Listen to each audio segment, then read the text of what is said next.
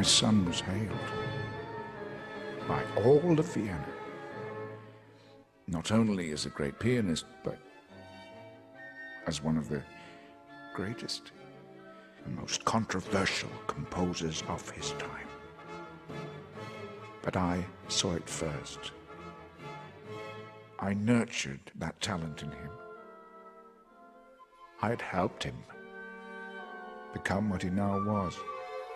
On a stormy evening in February 1785, the elite of Vienna gathered to hear a new work from Austria's leading virtuoso pianist, Wolfgang Amadeus Mozart. The importance of what lay within this masterpiece was known to only one man, Leopold Mozart, the composer's estranged father.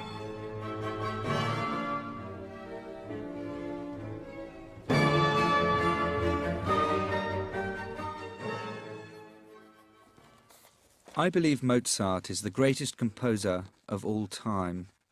The popular view was that he was born a genius straight from his mother's womb. But in my opinion, his brilliance grew and developed from the loves and losses during his brief 35 years. Life was the driving force of his genius.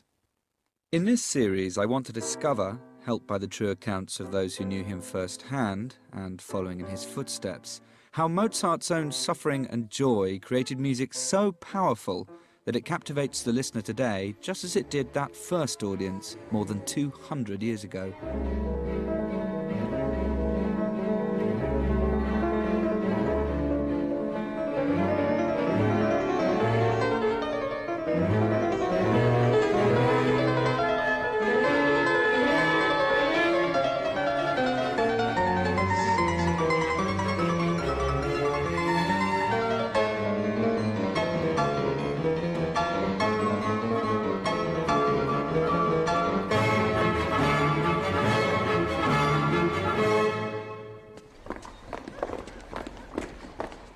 Mozart was born into a musical family.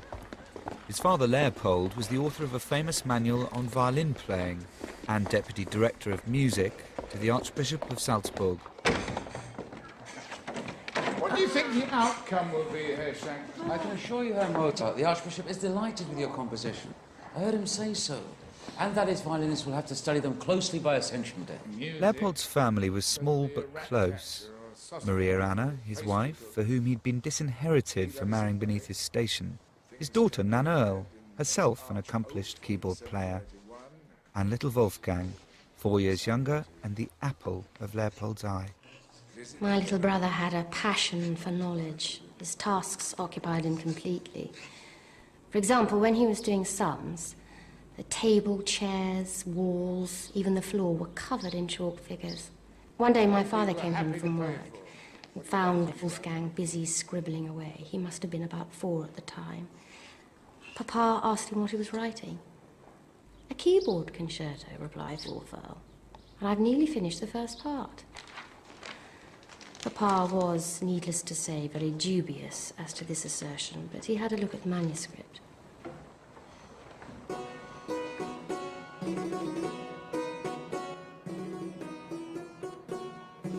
That evening when I asked him to play me something, I knew immediately that my life was now in servitude to something as rare, sounds poetic, I grant, as rare as when the moon blots out the sun. Let's hear the subject. God had given him to me in his great mercy. The answer. It was my duty from the moment he began to play to ensure that my son's sacred music brought joy to the world.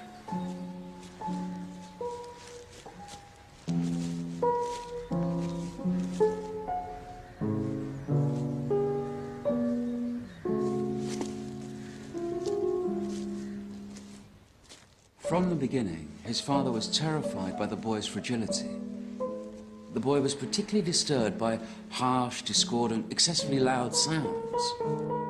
So to make sure that this wonder, this miracle of nature, was not deterred by such sensitivity, Leopold asked me to sneak up on him unawares with my trumpet. When I blasted him from behind, Wolfgang's face drained of blood, and to his father's shock, the boy quite fainted.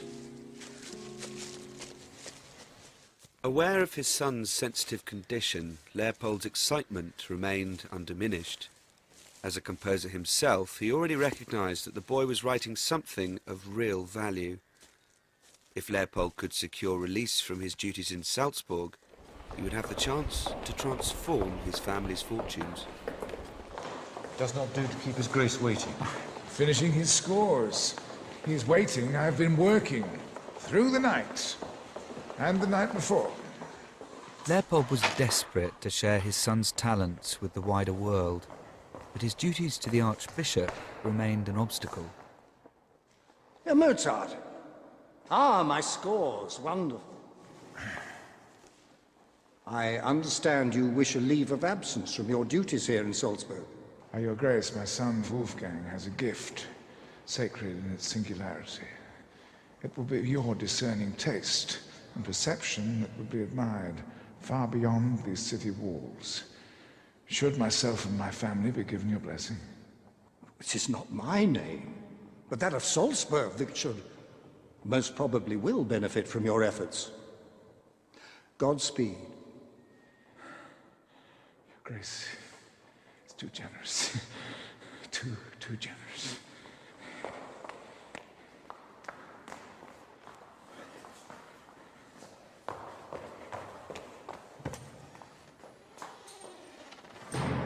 It must have seemed like the most terrifying enterprise for Leopold on that day, the 9th of June, 1763. His whole family, these two gifted children, 7-year-old Wolfgang and his musically talented sister Nannerl, leaving Salzburg and striding out into the unknown. The adventure is beginning!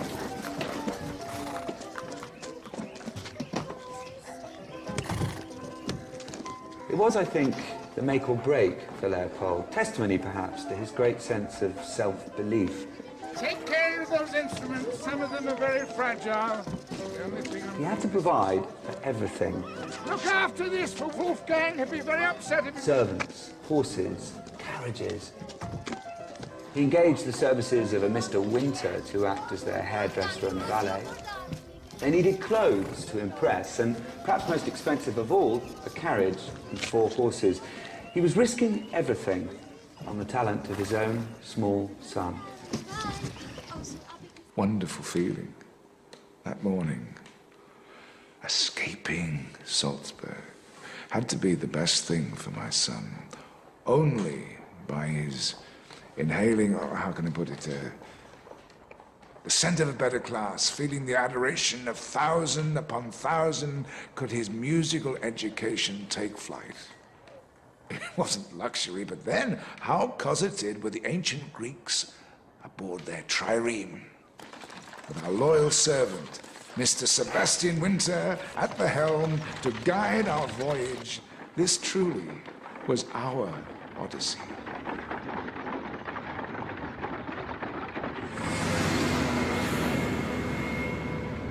Driving as I am across Central Europe, I can only marvel at the enormous distances that the Mozart family had to traverse.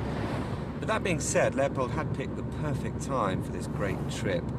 The 7-year war had just come to an end. It had been a particularly bloody conflict where all anyone could do was watch their back and look after their own.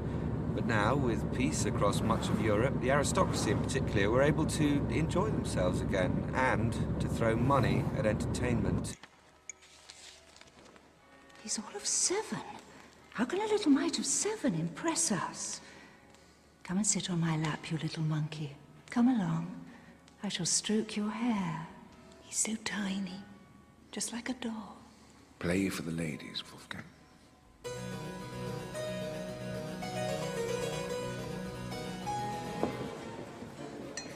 Oh, you poor little thing. So delicate. But can you see the baby calluses? I have just the thing. Here, Poppet. Try lanolin. It works a little miracle on my gardener. Oh, what a peculiar little boy.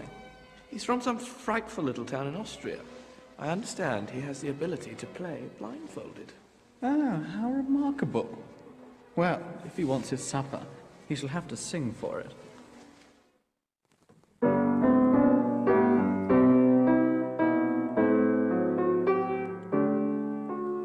When the tiny Wolfgang was asked to play, what most astonished his aristocratic audience were his powers of improvisation. He'd be set a challenge, usually in the form of a bass line, something like that, and then he'd have to immediately come up with a complete piece of music based on that. So, 1 minute, maybe he'd do...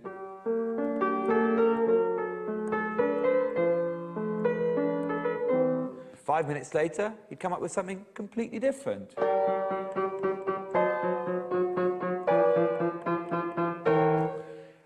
And apparently, the seasoned composers of the day, the great musical minds, would come in one by one and challenge him to an improvisation contest. And several hours later, they'd stagger out, exhausted and spent. Mozart would bounce off the stool and say, "Any more?" As Wolfgang travelled through Germany into France, the invitations to play flooded in, and Leopold reaped the rewards. Snuff boxes, silver pens, gold pocket watches. The family was swiftly elevated from humble tradesmen to special guests at the royal courts of Europe. Wolfgang's imagination was stimulated by meeting the great musical minds of the age. All this attention had quite an impact on his image of himself. I worried about Wolfgang. He always seemed to be lost in a world of his own, quite detached from reality. Of course, when he shared his imaginings with me, I was happy. He invented a land which he called the Kingdom of Back. It had everything for good and happy children, and Wolfgang was king of it all.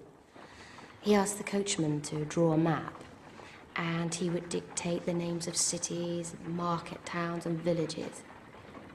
In this world, Wolfgang would sit on embroidered cushions and dispense treats and favours to the children of his land. Sometimes I think he spent more time there than in the everyday world. This little boy became a superstar because of his musical powers, which many believed were supernatural. Some said Wolfgang was the creative spirit of God, embodied in the most innocent of creatures. Others gave him more political powers, that here was a symbol of a new egalitarian age. Extraordinary, mental, spiritual prowess enshrined in the body of an infant. My son was unquestionable proof of new, enlightened beliefs that talent could be given to all, not confined to a special class. But the everyday world of travelling musicians was dangerous and grueling. In the warmth of my car, I can't begin to experience the cold and wet that forced the Mozarts to wrap their children's feet in felt and bury them beneath the straw that lay on the carriage floor. And deprived of fresh food, the family became malnourished and sick. As months turned into years, Wolfgang had to learn the hardships of life. Winter stiffened bones, suffering from rheumatoid arthritis, and fever left him deathly sick for 2 months. But illness wasn't the only problem. The coach itself began to buckle under the strain. Bastian! What do you see from How did Leopold justify a project that resembled not so much a heroic Greek odyssey, but a travelling circus with its prize freak for hire? I wasn't only a father and a teacher, but a missionary. What was my advancement at court compared to my divine task? Showing those who were beginning to doubt that miracles did exist. In early 1764, the Mozarts even crossed the perilous Channel to perform to an expectant English public. Ladies and gentlemen, silence, please. The greatest prodigy that Europe, or even human nature, can boast of is, without contradiction, the little German boy, Wolfgang Mozart. A boy, 8 years old, who has, and indeed, very justly, won the admiration of not only the greatest men, but also the greatest musicians in Europe.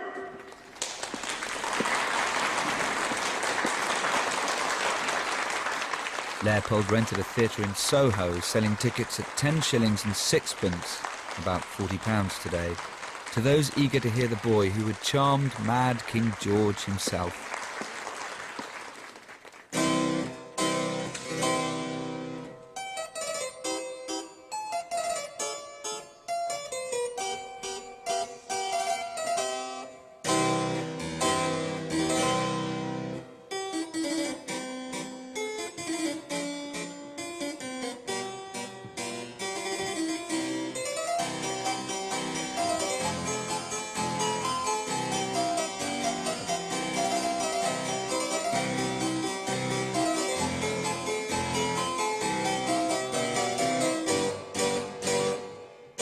In the duets, Wolfgang would play the lower role, whilst Manuel was given the more seemly higher octaves.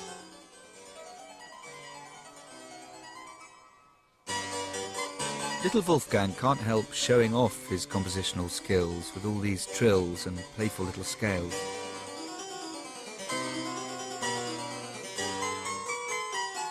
But in its uplifting warmth and lightness in feel, you can hear his rapid strides from his early works and sense the greater things to come.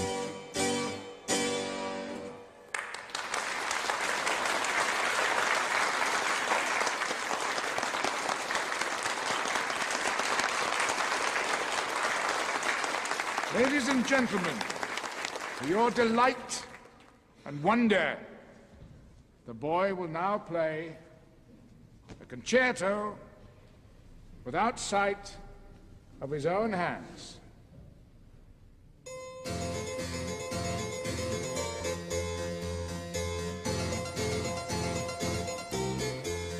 But there were also those deeply suspicious of Wolfgang's true abilities. The English authorities appointed a jury to assess whether Leopold was being truly accurate with his claims that such extraordinary compositions came from the head of an 8-year-old boy. I was charged with submitting tests to the Royal Society. I have to say I had doubts as to whether the father was being truly accurate with the boy's age, although he certainly had a most childlike appearance and disposition.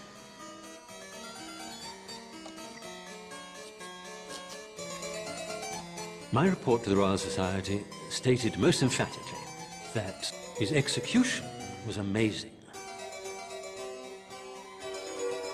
The scale clearly preponderated on the side of Mozart, and that he was as worthy as our own Handel of receiving the title prodigy. During this 3.5-year grand tour the Mozarts made, Wolfgang learnt an enormous amount. He found how to charm and entertain princes and kings, Louis XV, George III, and also how to transfix a crowd. And one of the things I love about Mozart is that even in these formative years, his music was for everyone.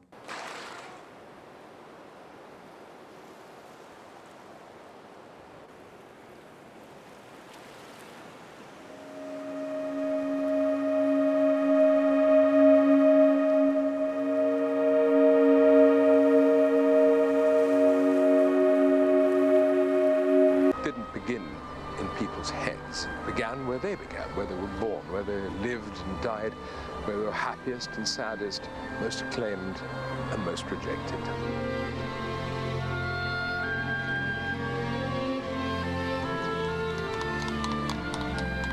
Our classical destinations will take us all over Europe to some of its most beautiful cities. These destinations are part of the music, part of what makes it what it is.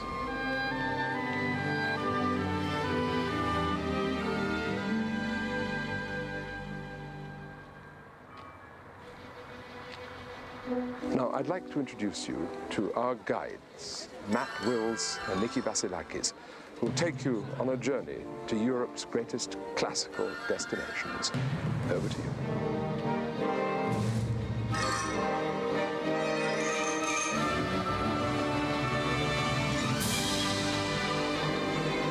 Welcome to Classical Destinations. I'm Matt Wills, and this is Salzburg, Austria.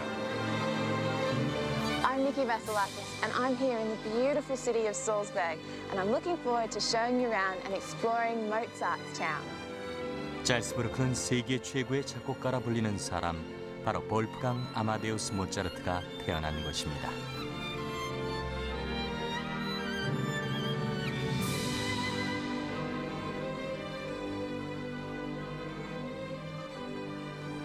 이곳은 짤짜흐강 서쪽에 위치해 있는 구시가지입니다. 잘스부르크는 원래 켈트인들이 정착해 세운 마을로 후에 로마의 교역 중심지가 되었죠. 서기 696년 이곳은 루퍼트라고 불리던 신부 덕분에 주교 관고가 되었습니다. 그리고 얼마 뒤엔 바이에른 지역 대부분을 관할할 수 있는 대주교 관구가 되었죠. 시간이 감에 따라 점점 더 세속적인 일에 관여하게 된 대주교들은 13세기 신성 로마 제국의 군주라는 호칭을 받게 되었습니다. 잘스부르크의 주교 군주 시대가 시작된 것이죠. 이것은 1800년대 오스트리아가 통일될 때까지 계속되었습니다. 대주교들의 주 수입원은 소금이었습니다. 구시가지 근처 산지에 소금 광산이 많았기 때문이죠. 잘스부르크라는 이름도 소금의 성이라는 뜻입니다.